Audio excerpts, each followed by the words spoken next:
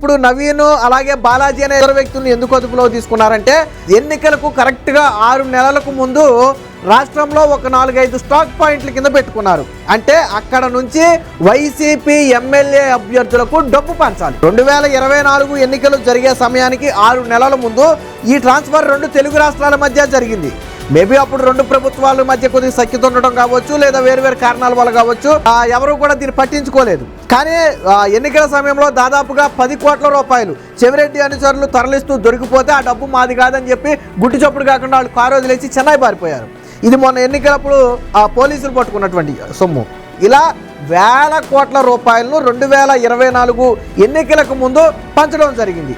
దీనిలో భాగంగానే వీళ్ళిద్దరూ ఎప్పుడైతే చెవిరెడ్డి అరెస్ట్ అయ్యాడో వెంటనే ఈ నవీన్ బాలాజీ అనే ఇద్దరు వ్యక్తులు కూడా పరారయ్యారు. ఎందుకని వీళ్ళిద్దరు దొరికితే అసలు గుట్టంతా బయటపడిపోద్ది.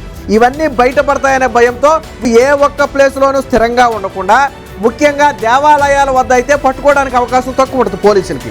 ఎవరు ఊహించరు కూడా. తిరుపతి మొదలుపెట్టి అనేక దేవాలయాలు సందర్శించుకుంటూ మధ్యప్రదేశ్లోని ఇండోర్ దగ్గరికి వెళ్ళారు.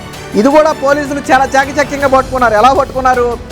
ఇందులో ఒక వ్యక్తి నవీన్ కావచ్చు, లేదా బాలాజీ కావచ్చు, అందులో ఒక వ్యక్తి వాళ్ళ తండ్రికి ఫోన్ చేశాడు. వేరే అజ్ఞాత ఫోన్ నుంచి చేసి ఇలాగ మాకు డబ్బులు కావాలి, ఏటీఎంలో వేస్తే తీసుకుంటే మేము దొరికిపోతాము, కాబట్టి క్యాష్ రూపంలో మాకు కావాలంటే ఆ వ్యక్తి ఒక వ్యక్తిని పురమాయించి క్యాష్ రూపంలో వీళ్ళ దగ్గరికి పంపడం మొదలుపెట్టారు.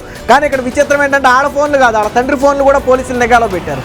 ఎప్పుడైతే అజ్ఞాత ఫోన్ నుంచి ఫోన్ చేసి మాట్లాడారో వెంటనే పోలీసులు ఈ వ్యక్తిని ఫాలో అయితే ఇండోర్లోని ఒక లాడ్జ్లో దొరకడం జరిగింది.